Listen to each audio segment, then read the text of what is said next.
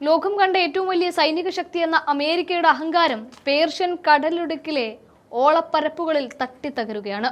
61 ദിവസത്തോളം യുദ്ധത്തിന്റെ മുനമ്പിൽ നിന്നും ശ്വാസം അടക്കിപ്പിടിച്ച ലോകത്തിന് മുന്നിൽ, ഇറാന്റെ കരുത്തിന് മുന്നിൽ പതറി നിൽക്കുന്ന അമേരിക്കയാണ് ഇന്ന് കാണാൻ കഴിയുന്നത്.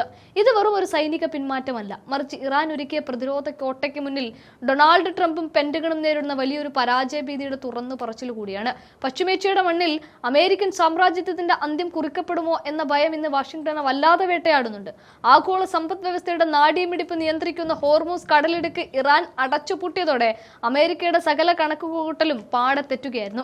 ലോകത്തിന്റെ എണ്ണ വിതരണത്തിന്റെ വലിയൊരു ഭാഗം കടന്നുപോകുന്ന ഈ തന്ത്രപ്രധാന പാത ഇറാൻ നിയന്ത്രിച്ചതോടെ അമേരിക്കയുടെയും സഖ്യകക്ഷികളുടെയും സാമ്പത്തിക അടിത്തറയ്ക്കാണ് ഇളക്കം തട്ടിയത്. ഉപരോധങ്ങൾ കൊണ്ട് ഇറാന് ശ്വാസം മുട്ടിക്കാമെന്ന് കരുതിയ ഡൊണാൾഡ് ട്രംപിന് മുന്നിൽ സ്വന്തം വിപണിയിൽ എണ്ണവില ബാരലിന് $126 കുതിച്ചുയരുന്നത് നോക്കി നിൽക്കാൻ മാത്രമേ പറ്റുള്ളൂ. ഇറാന്റെ ഓരോ നീക്കവും അമേരിക്കയുടെ നട്ടലടിക്കുന്ന സാമ്പത്തിക ആഘാതമായി മാറി. ഈ പ്രതിസന്ധി കേവലം എണ്ണവിലയിൽ മാത്രം ഒതുങ്ങി നിൽക്കുന്നില്ല.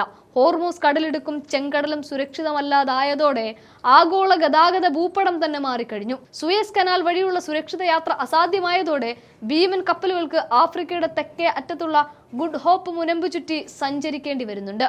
ഇത് ഏഷ്യയ്ക്കും യൂറോപ്പിനും ഇടയിലുള്ള യാത്രാ സമയം 2 ആഴ്ചത്തോളമാണ് വർദ്ധിപ്പിച്ചത്. ഇന്ധന ചിലവും കപ്പൽ വാടകയും വർദ്ധിച്ചതോടെ ആഗോള വിപണിയിൽ കണ്ടെയ്നർ ചിലവിൽ 14% അങ്ങനെ വർദ്ധിച്ചു. ട്രംപിന്റെ പിടിവാശി കാരണം ഈജിപ്തിന് മാത്രം സൂയസ് കനാലിൽ നിന്നും ലഭിക്കേണ്ടിയിരുന്ന $700 കോടി നഷ്ടമായത്. ജിദ്ദ തുറമുഖത്തെ കേന്ദ്രീകരിച്ച് പുതിയ ട്രക്ക് റൂട്ടുകൾ കണ്ടെത്താൻ കമ്പനി നിർബന്ധിതരാവുകയും ചെയ്തു. ആഫ്രിക്കൻ തീരങ്ങൾ പുതിയ ഗതാഗത ഹബ്ബുകളായി മാറുമ്പോൾ അമേരിക്കയുടെ പശ്ചിമേഷ്യൻ സ്വാധീനം ചരിത്രത്തിലെ ഏറ്റവും വലിയ തകർച്ചയാണ് നേരിടുന്നത്. സൈനികമായി ഇറാനെ നേരിടാനിറങ്ങിയ അമേരിക്കയെ ഞെട്ടിച്ചത് ഇറാന്റെ നാവികസേനാ കമാൻഡർ അഡ്മിറൽ ഷെഹ്റാം ഇറാനിയുടെ പ്രഖ്യാപനങ്ങളാണ്. അധിനിവേശത്തിന് തുനിയുന്നവർക്ക് മടക്കയാത്ര ഉണ്ടാകില്ല എന്നും കടലിന്റെ അടിത്തട്ടിൽ അവർക്കായി ഖബറിടം ഒരുക്കുന്നുണ്ട് എന്നതുമായിരുന്നത്. അദ്ദേഹം ലോകത്തോട് ഇങ്ങനെ വിളിച്ചു പറയുകയും ചെയ്തു. ശത്രുക്കളുടെ ഓരോ ശ്വാസവും നിരീക്ഷിക്കുന്ന ഇറാന്റെ രഹസ്യായുധങ്ങൾ അമേരിക്കൻ വിമാനവാഹിനി കപ്പലുകളെ പോലും ഭയപ്പെടുത്തുകയാണ്. ലോകം വിറപ്പിക്കുന്ന USS എബ്രഹാം ലിങ്കണ് നേരെ പോലും ആക്രമണങ്ങൾ ഉണ്ടായെന്ന വാർത്തകൾ പുറത്തു വരുമ്പോൾ അമേരിക്കയുടെ പരാജയ ഭീതി അങ്ങനെ പൂർണ്ണമാവുകയാണ്. 90 മില്യൺ ജനങ്ങളുടെ അഭിമാനമായ ഇറാന്റെ മിസൈൽ ആണവ ശേഷിക്ക് മുന്നിൽ ഡൊണാൾഡ് ട്രംപ് നിസ്സഹായനായി നിൽക്കേണ്ടി വന്നു. ഈ യുദ്ധഭീതിക്കിടയിലും ഇറാന്റെ നയതന്ത്ര വിജയം ട്രംപിനെ കൂടുതൽ ഒറ്റപ്പെടുത്തുകയും ചെയ്തു. റഷ്യയും പാകിസ്ഥാനും ഇറാനുമായി കൈകോർത്ത് അമേരിക്കയ്ക്ക് വലിയ തിരിച്ചടിയായി മാറുകയായിരുന്നു.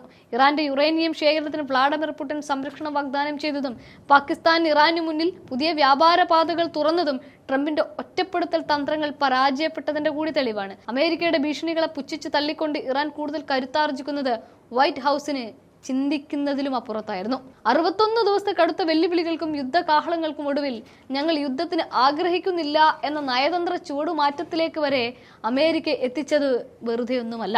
ഇനി ഇങ്ങനെ അമേരിക്ക എത്തിച്ചിട്ടുണ്ടെങ്കിൽ അത് സമാധാനത്തിന് വേണ്ടിയിട്ടൊന്നുമല്ല, മറിച്ച് തോൽവി ഉറപ്പായതുകൊണ്ടാണ്. ഇറാന്റെ ഭൂഗർഭ മിസൈൽ നഗരങ്ങളെയും രഹസ്യ ആയുധങ്ങളെയും നേരിടാൻ ഇറങ്ങിയാൽ അത് അമേരിക്കയുടെ പശ്ചിമേഷ്യയിലെ അന്ത്യമാകുമെന്ന് പെന്റഗൺ തിരിച്ചറിയുന്നുണ്ട്. ഇസ്രായേലിനെ സംരക്ഷിക്കാൻ വേണ്ടി നടത്തുന്ന ഏതൊരു നീക്കവും തങ്ങളുടെ വിനാശത്തിന് കാരണമാകുമെന്ന് കണ്ടതോടുകൂടിയാണ് ട്രംപ് ഇപ്പോൾ പത്തി മടക്കിയിരിക്കുന്നത്.